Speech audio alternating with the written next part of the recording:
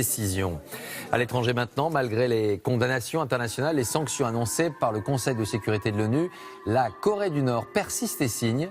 Le régime de Pyongyang a ainsi procédé à un nouveau tir de missiles balistiques au-dessus du Japon et ce sont des millions de Japonais qui ont été une nouvelle fois réveillés brutalement au petit matin par des sirènes d'alerte et des messages sur leur téléphone portable.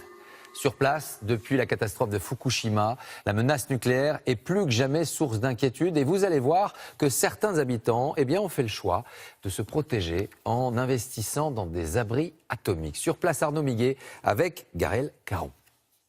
À portée de tir des missiles nord-coréens, certains Japonais se sont préparés au pire. Monsieur Kurutomi est un précurseur. Il a fait construire au fond de son jardin son propre bunker il y a 4 ans. C'est mon abri. Il a 3 couches de béton armé. Les murs font 30 cm d'épaisseur. 12 mètres carrés achetés 45 000 € pour être en totale sécurité en cas de catastrophe naturelle ou nucléaire et des vivres pour tenir une semaine. Plus que jamais, la menace nord-coréenne est réelle. Et ça me rassure d'avoir ce bunker. Étonnamment, il n'y a quasiment pas d'abri anti-atomique au Japon. Comme en France, le taux de protection nucléaire de la population est proche de 0. Alors cette association fait des campagnes d'information et pousse le gouvernement à investir pour mieux protéger les Japonais de la folie de Kim Jong-un. Vous savez, on sait ce que c'est ici. Le Japon a été le seul pays frappé par des bombes atomiques il y a 72 ans, Hiroshima et Nagasaki. Alors aujourd'hui, on craint le pire. Car depuis février, la Corée du Nord a effectué 22 tirs de missiles, la moitié en direction du Japon. Et cela fait les affaires de M. Nishimoto, vendeur de bunkers. Visite chez lui de son abri témoin. Bienvenue dans mon abri. Vous savez, une attaque, c'est assez traumatisant.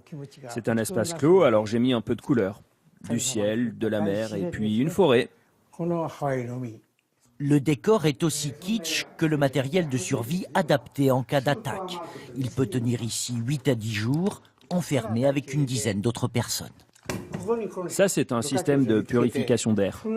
L'air arrive par ici, il est filtré avec cet appareil et ça donne de l'air propre. Tout est prévu. Électricité avec générateur, des toilettes, un compteur Geiger pour mesurer le taux de radioactivité et évidemment des masques contre les gaz toxiques. Aujourd'hui, ce chef d'entreprise de 80 ans est plus que jamais sollicité. Il reçoit des dizaines d'appels par jour de clients potentiels. Au Japon, la demande explose. Demain, j'ai rendez-vous à Tokyo pour rencontrer les gens d'une chaîne de supermarchés. Ils veulent construire un grand bunker d'une capacité de 1000 personnes. Il aurait déjà vendu une dizaine de bunkers en 2 mois, à 200 000 € l'abri souterrain. Le Japon est certes dans le viseur de Pyongyang, mais les Japonais, eux, ne cèdent en rien à la panique face à cet incontrôlable et bien dangereux voisin.